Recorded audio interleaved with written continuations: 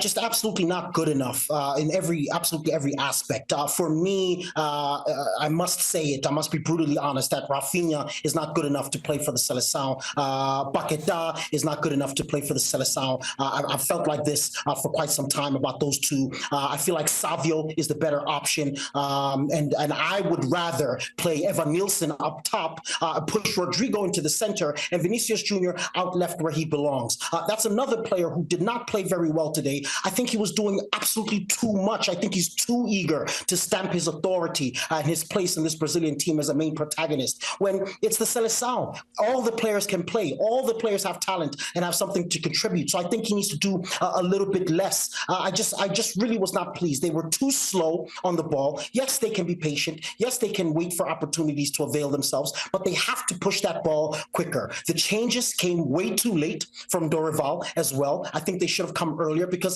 they were very, very drab. The set pieces were poor. It just was an all-around alarming performance. And against a team that you really should expect Brazil to be dominating and defeating in the first half already. We talked before the game in terms of the expectations for Brazil is always title or bust. Does that change at all now with the pessimism that lingers here with this disappointing result here? And as you mentioned, it just feels like there's a lot of players on this roster that quite honestly should not be on this roster for what you would expect from a typical Brazil team.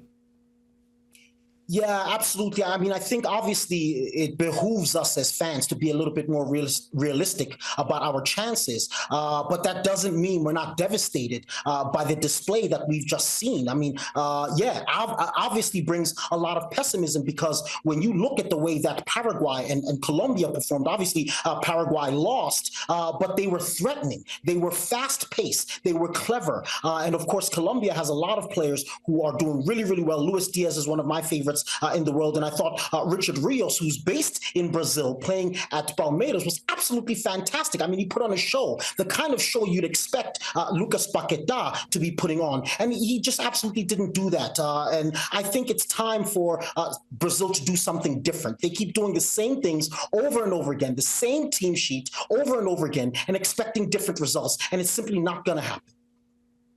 And Mbizo, let's talk about Vinicius Jr. because he is the player that's meant to be the star down that left side for Brazil, taking on the mantle from Neymar. Goes another game without scoring, and I think there now are questions. This is a player that is up for the Ballon d'Or because of the season he just had with Real Madrid, who won the Champions League. If he's not doing it for Brazil, that won't win in any sympathy with the supporters of the country that obviously will get behind their players at club level. But what isn't clicking for him with this team? Yeah, absolutely. Like I said, when I examine his performance, I see a player that is a little bit too eager to stamp his mark on the game. And unfortunately, that's deterring from the game because just as a minor example, I didn't see him one time come towards the inside, hold the ball, and allow Guilherme Arana to come around the outside to overlap and to get those balls back into the box. I think he's doing way too much, taking on players where there's obviously no avenue for him to penetrate, instead of just playing the ball, conserving his energy, and being more intelligent about his game. But that's always been my criticism, and that's why I've always preferred Rodrigo to him, is that Rodrigo has a higher IQ for the game, a better understanding, a better decision-making, and a tactical and better understanding of the tactical nuances required for this level. I think Vinicius relies too much on his pace, too much on his dribbling ability, and not his other faculties that are requisite at this level in a tournament like this, where you need to be smarter. Yeah, and they're throwing 2 or 3 bodies at him as well. So, as you mentioned, there's not too much room that he can do to operate. He's not getting those one-on-one opportunities that you're accustomed to seeing sometimes on a stacked team like Real Madrid. We look at this game. What is it, on Friday against Paraguay here? And you're going to need 3 points here. I think that goes without saying. And we know how well Paraguay has been playing, at least competing against Colombia. What changes need to be done by Brazil going into this contest? I think first and foremost, I think that they need to be told to move the ball quickly. Patience is fine, but that ball needs to move quickly. Rafinha should not be on the field. Rafinha should not be at Copa America. And I felt like this for some time, that I don't think he's good enough, despite playing for Barcelona.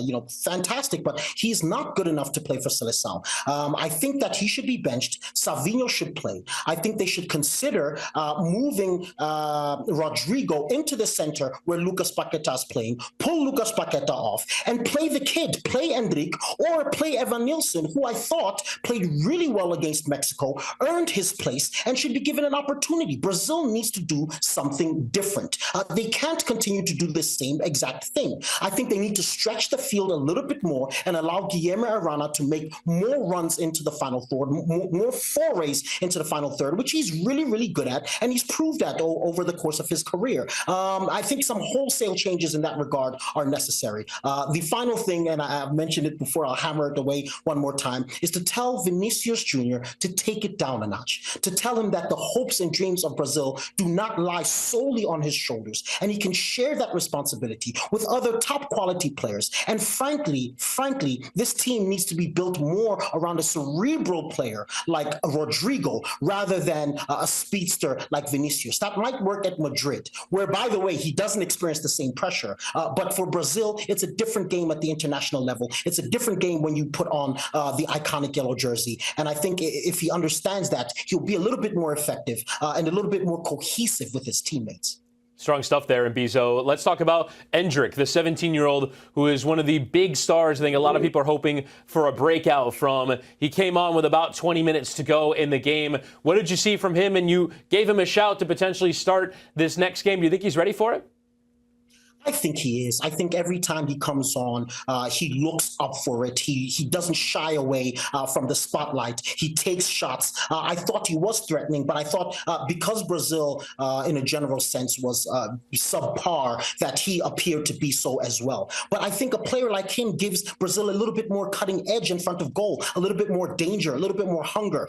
This is the kind of player that's not going to want to make a million passes, but in fact is going to use his strength and his low center of gravity, turn his defender, and get some shots off, which, by the way, he did. I think they were blocked, but he's the kind of player that Brazil needs to finish all this buildup, this 74% possession that has gone absolutely nowhere. This is the kind of player that can finish those moves and give Brazil the cutting edge that they require to do away with Paraguay and hopefully Colombia as well. But right now, it looks more likely that they, meet an embarrassing exit.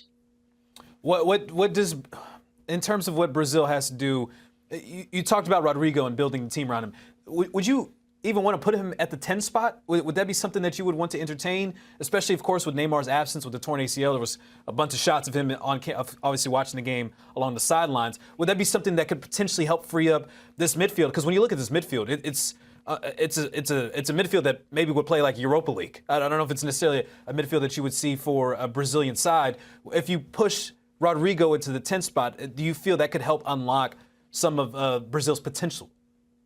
Yes, absolutely. I think it'll be more natural there. And again, I think him in that position, he looked good in the beginning of the game. I think most of Brazil's good opportunities, particularly in the first half, came from his work. I mean, I think he's an incredibly intelligent and technical player who can do that job. And obviously, if you have João Gomes and Bruno Guimarães behind him, they won't feel so much pressure to push and be the creative force, which Bruno Guimarães seemed to feel like he needed to do because Paquetá was either anonymous or subpar. I think it would absolutely do that. It would also give them balance because they would have, of course, Vinicius Jr. back on the left where he's most dangerous, Savinho on the right, both of whom can cut in and become goal threats, also allowing the wing backs to overlap since they have come more central. And again, give them that cutting edge at number 9 with Evan Nilsson or with Endrick. I would take either one. But Paquetá and Rafinha, they cannot start for Brazil if Brazil is serious about progressing to the next stage.